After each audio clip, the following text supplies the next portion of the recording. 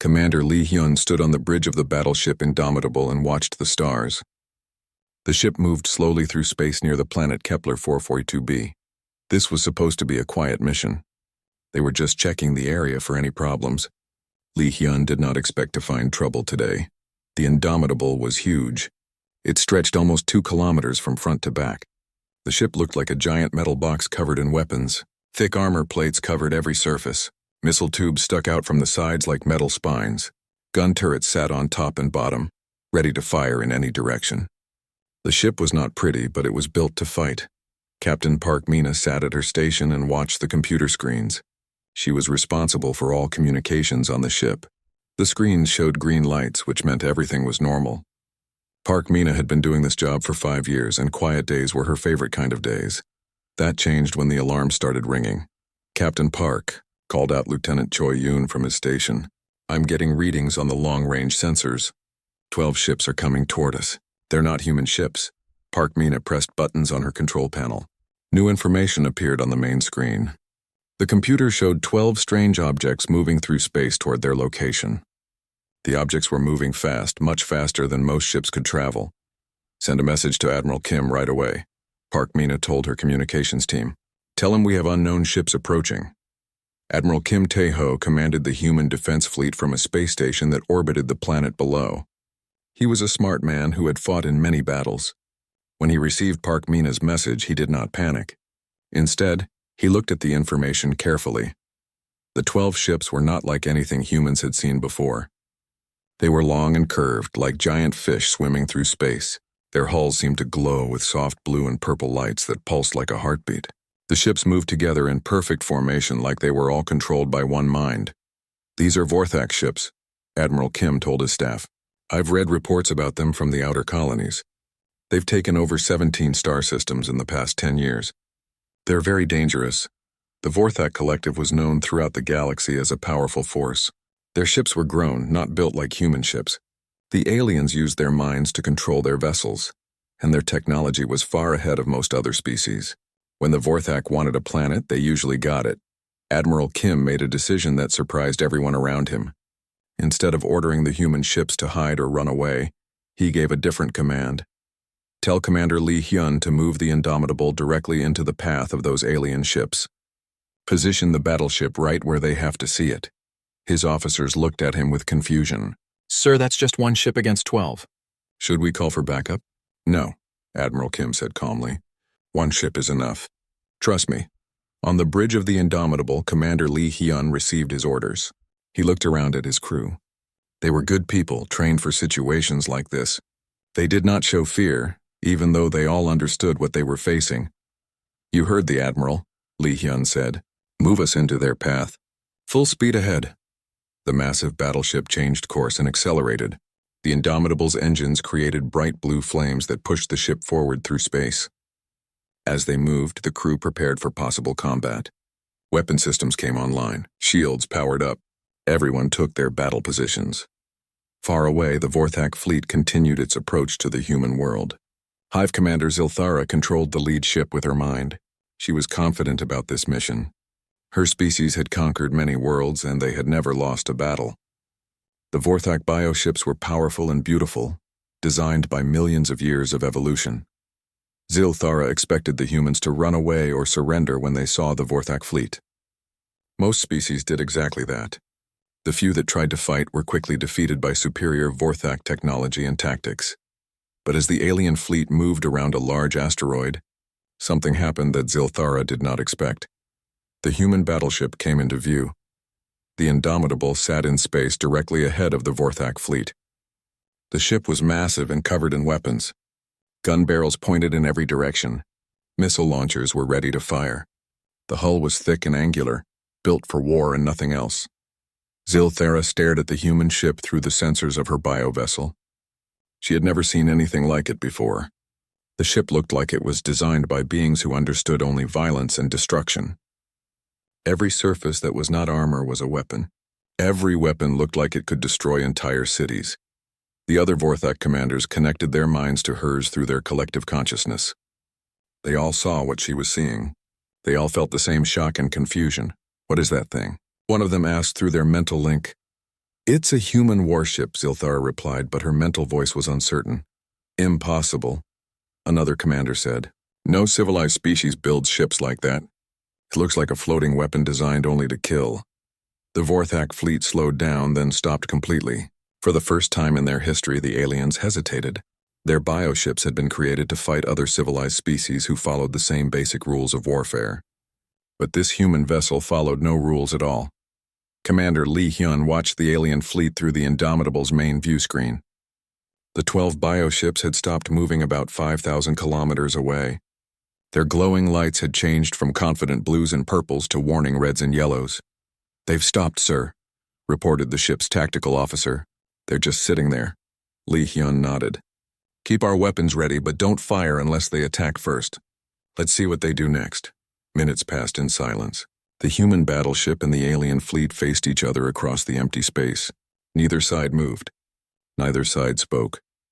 On the bridge of her bioship, Zilthara tried to understand what she was seeing. The human vessel was clearly built for maximum destruction. It carried enough weapons to level entire planets. But why would any species build something so violent? And more importantly, what kind of beings would choose to travel through space in such a machine of war? For the first time in her long military career, Zilthara felt something she had never experienced before. Fear. Not fear of defeat in battle, but fear of what kind of species could create such an instrument of pure destruction and call it normal. The Vorthak fleet remained frozen in space, afraid to move forward against the single human battleship that waited for them like a patient predator. Lieutenant Choi Yoon sat at his workstation in the intelligence bay of the Indomitable. Multiple screens showed him information about the alien ships that had stopped in front of them. He wore headphones that let him listen to the radio signals coming from the Vorthak fleet. The computer translated the alien language into words he could understand. What he heard made his eyes grow wide with surprise. "Captain Park, you need to hear this," Choi Yoon called through the ship's communication system. Captain Park Mina hurried down to the intelligence bay. She put on a spare set of headphones and listened to the alien transmissions. The voices sounded scared and confused. "By the Great Hive, what is that thing?" One alien voice said, "It's covered in weapons." "Every surface is a weapon," another voice replied. "How many missiles does it carry?" "The sensors can't count them all." "This is not how civilized beings build ships. This is madness." Park Mina looked at Choi Yoon with amazement. "They're afraid of us?" "Very afraid," Choi Yoon nodded. "They keep talking about our ship like it's some kind of monster." Dr. Yang Soo-jin arrived in the intelligence bay a few minutes later. She was the ship's expert on alien species, and had studied many different kinds of beings from across the galaxy. When she heard the alien transmission, she understood immediately what was happening. "This makes perfect sense," Dr. Yang said. "The Vorthak Collective and most other galactic species evolved very differently from humans.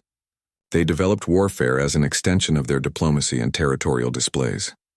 She pointed to images of the alien bioships on the screen. "Look at their vessels. They're beautiful, organic, grown rather than built. Their weapons are precise and elegant. They fight to show dominance, not to completely destroy their enemies." Captain Park studied the images. The alien ships looked like living creatures with smooth curves and glowing patterns. They were certainly impressive, but they looked more like works of art than instruments of war. "Now look at our ship," Dr. Yang continued. She brought up an image of the Indomitable on another screen. "What do you see?" The human battleship looked nothing like the alien vessels. It was angular and brutal, covered in thick armor plates. Weapon turrets stuck out from every available surface. Missile pods lined the sides like metal scales. The ship looked like it was designed by beings who understood only violence and survival. "We built this ship on a world where everything tried to kill us," Dr. Yang explained. "Our approach to warfare came from millions of years of fighting for survival against hostile environments, dangerous predators, and constant threats. We didn't develop elegant, ritualistic combat. We developed overwhelming force and redundant systems." Engineer Bei Jinwoo joined the conversation through the communication system. He was monitoring the ship's systems from the engine room. "The alien sensors are scanning us constantly," he reported. "They're trying to count our weapons and ammunition stores. What are they finding?" Captain Park asked. "Enough conventional explosives to crack a moon," Bei Jinwoo replied matter-of-factly. "Enough kinetic ammunition to sustain continuous fire for 6 months. And they're definitely detecting our nuclear warheads." The intelligence bay fell silent. Nuclear weapons were considered barbaric by most galactic civilizations. Advanced species had abandoned such crude and destructive devices thousands of years ago in favor of more precise energy weapons. "How many nuclear warheads do we carry?" Dr. Yang asked quietly. "I can't give exact numbers for security reasons," Bei Jinwu said. "But let's just say we could sterilize several continents if we had to." Lieutenant Choi Yoon adjusted his headphones and listened to more alien transmissions. The fear in their voices was growing stronger. "They're calling an emergency council meeting," he reported. "All 12 ship commanders are linking their minds together to discuss what to do about us." Through the translated communications, the humans could hear the alien debate. The Vorthak commanders were trying to understand what kind of species would build such a devastating war machine. "Perhaps they are a warrior race that knows only destruction," one alien suggested. "But our intelligence reports say humans have art, literature, and peaceful cities," another replied. "Then why do they travel in such instruments of death? Maybe this is just one special ship, built only for war," a third voice said hopefully. "No," came the reply from their fleet's intelligence officer. "Our sensors show that all human vessels follow similar design principles. Even their civilian ships carry more weapons than most military vessels." Captain Park and her team listened as the aliens tried to make sense of human nature. The Vorthak had encountered many species across the galaxy, but none like humanity. Most civilizations developed space travel through cooperation and peaceful exploration. Their ships reflected this philosophy, designed for efficiency and beauty. Weapons were added as an afterthought, used mainly for territorial displays and limited conflicts. Humans had developed space travel as an extension of their military needs. Every human ship was built with the assumption that it might need to fight for its life at any moment. This philosophy came from their home world, where survival meant being prepared for anything. Dr. Yang explained this to the bridge crew. "Earth is what we call a death world. Almost everything on our planet was dangerous. Predators, diseases, natural disasters, climate changes. We survived by becoming the most dangerous thing on our world." The alien transmissions continued, and their tone grew more panicked. "The human ship is not moving. It's just waiting there. Waiting for what? Maybe waiting for us to make the first move? What if this is some kind of test? What if they want to see what we'll do?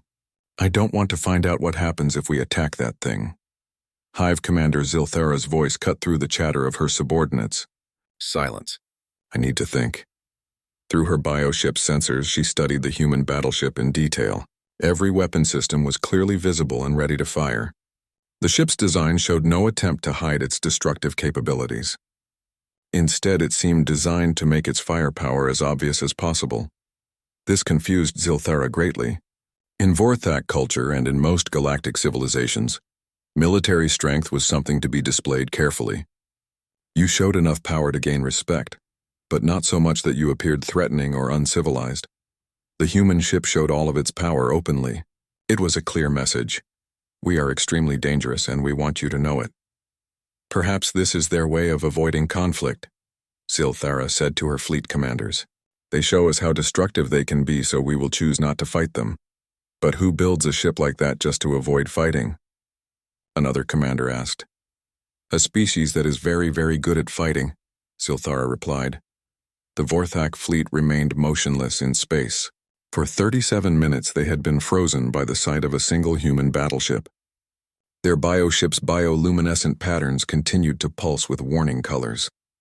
On the Indomitable, Commander Lee Hyun watched the alien fleet through the main view screen.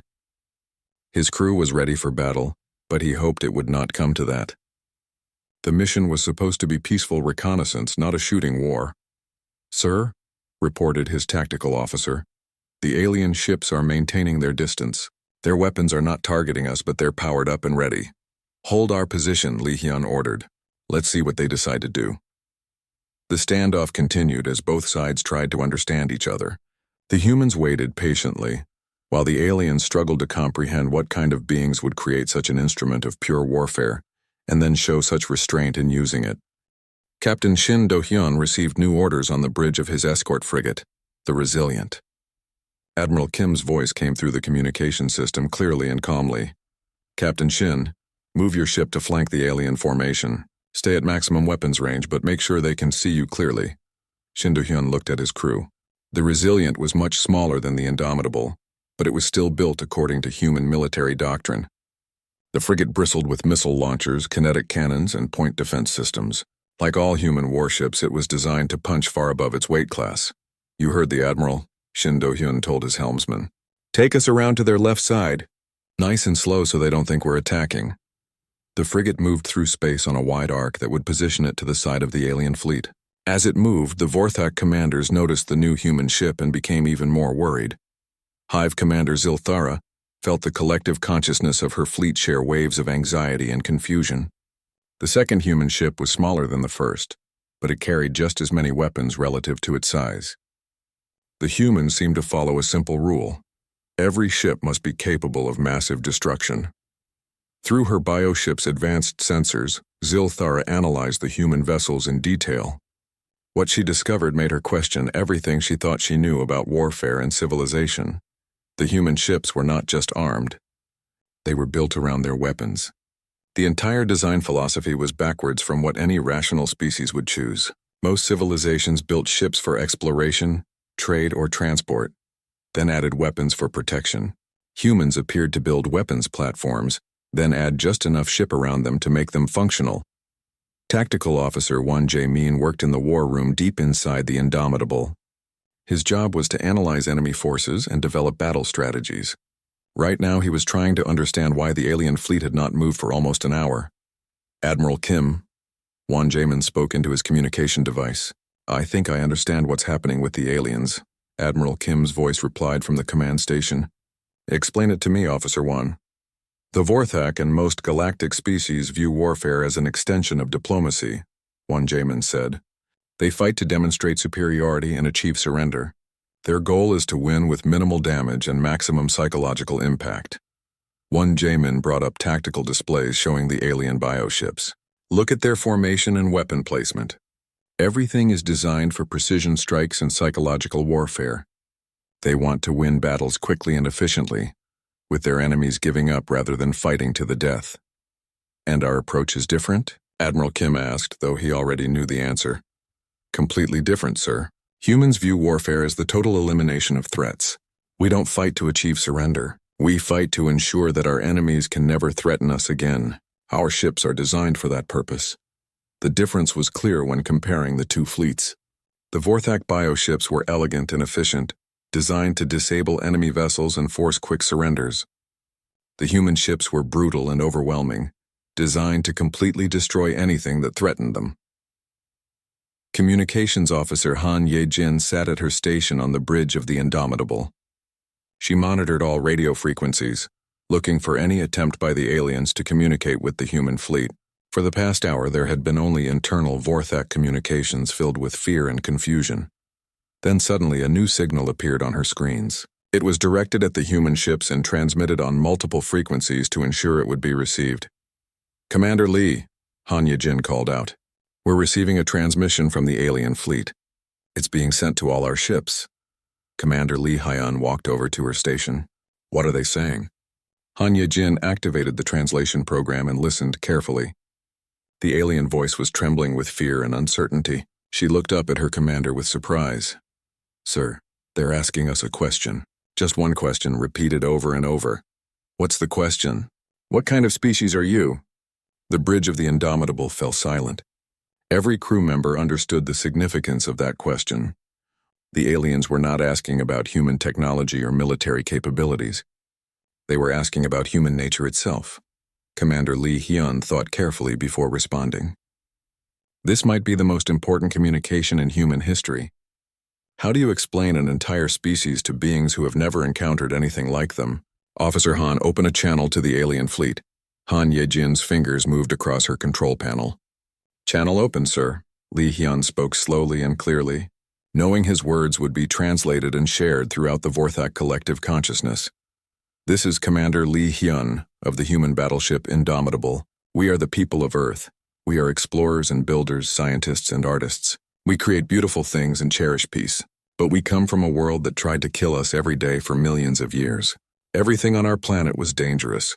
We survived by becoming more dangerous than anything else. He paused, letting the translation catch up. We do not want to fight you. We would prefer to be friends. But if you threaten our people or our worlds, we will respond with everything we have. This ship carries enough weapons to destroy your entire fleet. Every human ship does. We build them this way not because we love war, but because we want to avoid it. When others see what we are capable of, they usually choose peace. The transmission ended, and the bridge remained quiet while they waited for a response. On the lead Vorthak bioship, Zilthara and her commanders absorbed the human message through their collective consciousness. The words were simple, but their implications were terrifying. The humans were saying they built instruments of total destruction in order to preserve peace. They carried enough firepower to sterilize worlds, not because they were warlike, but because they wanted to avoid fighting altogether. This is madness, one Vorthak commander said through their mental link. No, Zilthara replied slowly. This is logic. Perfect, terrifying logic. She began to understand the human strategy.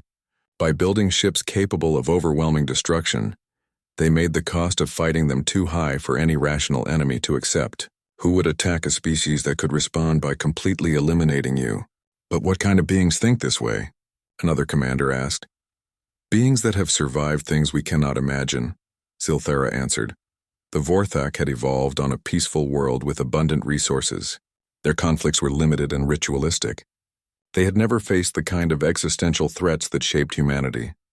Humans had faced extinction countless times. Ice ages, asteroid impacts, supervolcanic eruptions, diseases, predators, and environmental disasters had all tried to wipe them out.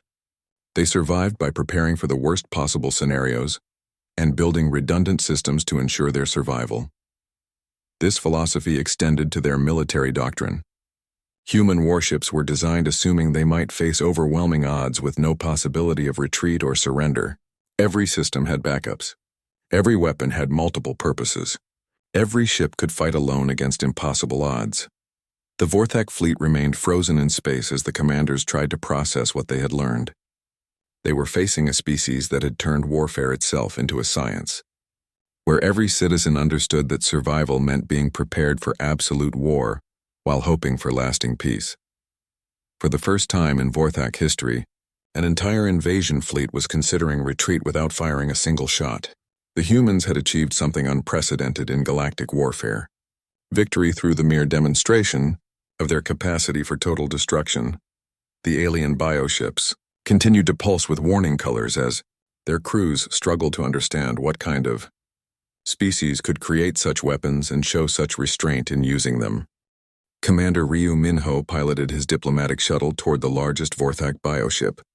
Admiral Kim had chosen him for this dangerous mission because of his calm personality and experience with first contact situations. The shuttle was small compared to the alien vessel, but it still shocked the Vorthak crew. The human diplomatic shuttle looked like a miniature warship.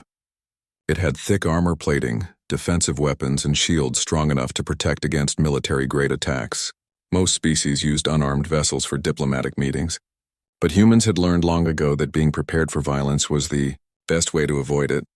This is Commander Ryu Minho, requesting permission to dock with your vessel, he transmitted to the alien ship. The response came after several minutes of discussion among the Vorthak commanders. Permission granted, human, but understand that any hostile action will result in the destruction of your shuttle. Understood, Ryu Minho replied calmly. I come in peace, but I come prepared to defend myself if necessary. The shuttle docked with the bioship through an organic airlock that grew around the human vessel like living tissue. Ryu Minho wore a standard human diplomatic suit that included armor plating, life support systems, and emergency weapons. To the aliens, he looked like a soldier dressed for war rather than a diplomat seeking peace. Admiral Kim accompanied Ryu Minho into the alien ship, along with xenolinguist Lee So-yeon, who would handle the complex task of translating between two very different ways of thinking. The interior of the Vorthak bioship was unlike anything the humans had seen before. The walls pulsed with soft bioluminescent light. The floors felt warm and slightly soft, like walking on living skin. Everything curved and flowed in organic patterns that were beautiful but alien. There were no sharp edges or straight lines anywhere in sight. Hive Commander Zilthara met them in what appeared to be the ship's central nervous system. She was tall and graceful, with 6 limbs and skin that changed color with her emotions. Currently, her skin showed patterns of yellow and orange that Lee So-yeon's translator identified as extreme caution mixed with curiosity.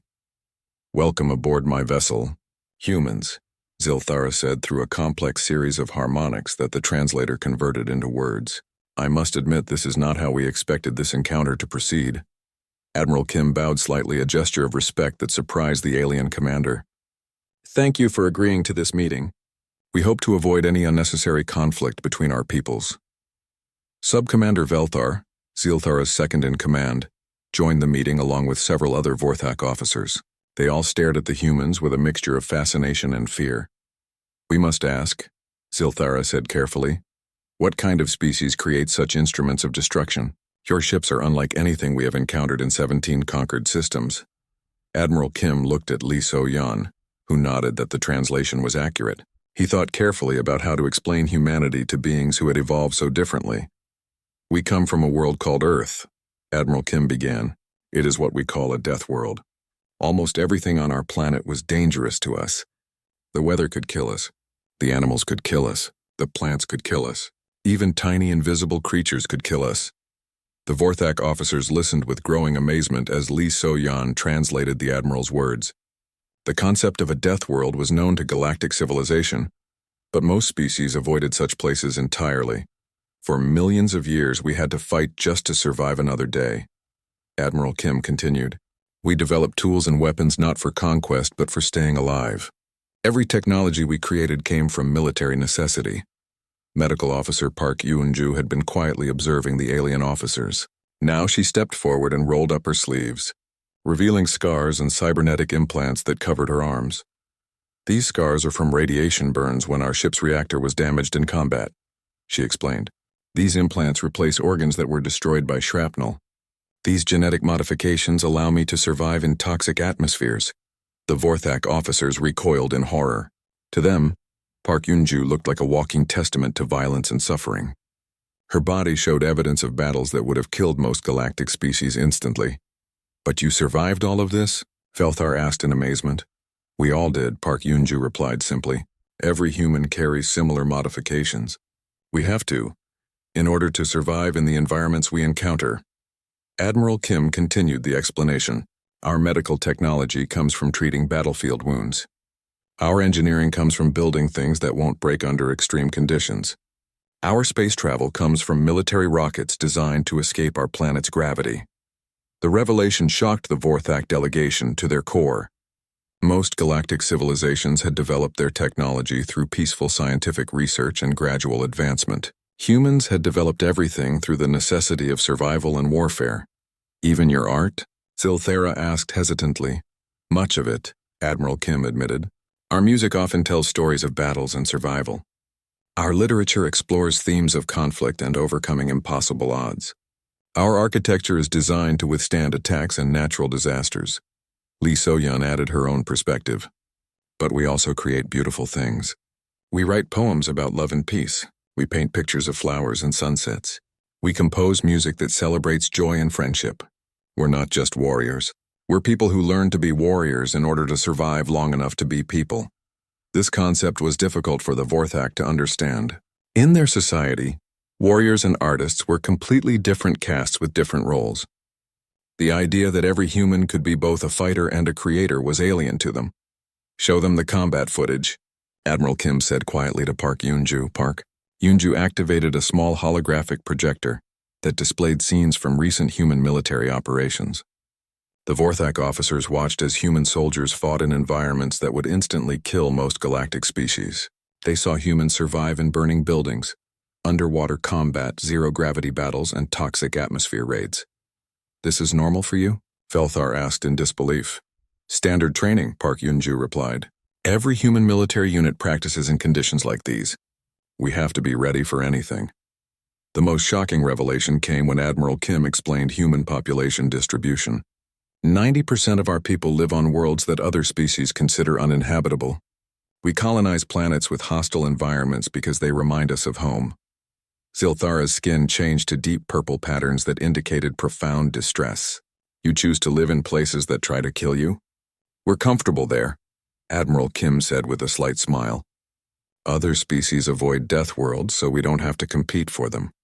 And the harsh conditions keep us strong. The Vorthak officers exchanged glances through their collective consciousness. They were beginning to understand that humanity was not just another spacefaring species with powerful weapons. They were apex predators who had turned their entire civilization into a weapon, while somehow maintaining their capacity for art, love, and diplomacy. Your ships, Zilthara said slowly, they're not just weapons of war. They're extensions of your nature. Exactly, Admiral Kim nodded. We build every ship assuming it might have to fight its way through hell to get home. We prepare for the worst possible scenario, then hope we never have to use that preparation. But if you're forced to use it? Velthar asked quietly. Admiral Kim's expression became serious. Then whatever threatened us ceases to exist. Completely. We learned long ago that half measures don't work when survival is at stake. The meeting continued for several more hours, with the humans patiently explaining their history and philosophy to the increasingly disturbed Vorthak officers. By the end, the aliens understood that they were not facing a warlike species that happened to be technologically advanced. They were facing a species that had weaponized their entire existence and somehow remained sane enough to seek peaceful solutions. The revelation terrified them more than any military threat ever could. The standoff in the Kepler 442 system ended not with the thunder of weapons, but with the quiet retreat of an entire invasion fleet. Hive Commander Zilthara made a decision that would change galactic history forever. All ships, begin withdrawal from human space immediately, she transmitted to her fleet through their collective consciousness. The order shocked her subordinates. The Vorthak had never retreated from a battle without firing a single shot. They had conquered 17 star systems through superior technology and tactics, but now faced with a single human battleship and its escort, they were choosing to run. Commander, we outnumber them 12-1, Sub-Commander Velthar protested. Our bioships have capabilities they cannot match. And they have capabilities that could destroy our entire fleet, Zilthara replied firmly. I have seen their ship specifications. I have learned about their nature. Fighting them would not be a battle. It would be suicide. The Vorthak bioships began to turn away from the human vessels. Their bioluminescent patterns shifted from warning reds and yellows to the deep blues of retreat and submission. For the first time in their military history, they were acknowledging a superior force without testing it in combat. Fleet Admiral Oh Dong-min arrived in the system 3 hours later with a full human battle group. He had expected to find the wreckage of alien ships and possibly the remains of the Indomitable. Instead, he found Commander Lee Hyun's battleship intact and alone, watching the distant alien fleet prepare to leave human space. Report? Commander Lee, Oh Dong-min transmitted from his flagship. The alien fleet stopped when they saw us. Lee Hyun replied simply. We talked to them for a few hours. Now they're leaving. Oh Dong-min stared at his communication screen in disbelief. They're leaving? All of them? Without a fight? Yes, sir. They said something about updating their threat assessment of humanity. Before the Vorthak fleet departed completely, Hive Commander Zilthara sent one final transmission to the human ships. The message was brief but would echo across the galaxy for years to come.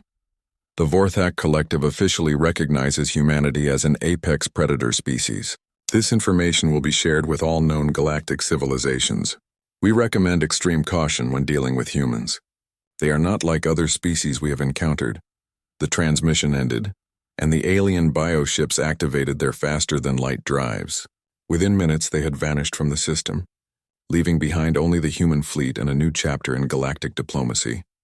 Intelligence analyst Jung Min Seo sat in her office at Earth Command, monitoring communications networks across known space. The Vorthak message had spread through galactic civilization faster than any information she had ever tracked. Within hours, every major species knew about the encounter in the Kepler 442 system. The reactions were immediate and dramatic. The elegant Talnari Empire, known for their crystal ships and precise energy weapons, immediately redirected their expansion fleets away from human space. The aquatic Mordoon Collective canceled their planned territorial claims in 3 star systems after learning humans were interested in the same worlds. Most significantly, the gas giant dwelling Zaphon Confederacy, whose energy-based warfare had dominated the galactic core for centuries, sent a formal message to Earth requesting a non-aggression pact. They're all afraid of us, Young Minseo reported to her superiors. Every major galactic power is treating humanity like we're some kind of unstoppable force. The truth was more complex. The galactic civilizations were not afraid of human military power alone. They were afraid of human nature itself. The idea that an entire species could weaponize their existence while maintaining sanity and civilization was beyond their understanding. Captain Park Mina returned to her duties aboard the Indomitable, but she found herself thinking about the encounter with the Vorthak fleet. She had been present when humanity's reputation changed forever. In a single day, they had gone from being unknown newcomers to being recognized as apex predators by the galaxy's most powerful species. The strangest part was that they had achieved this recognition without firing a shot. The mere sight of human military engineering had been enough to convince the aliens that fighting humanity was not worth the cost.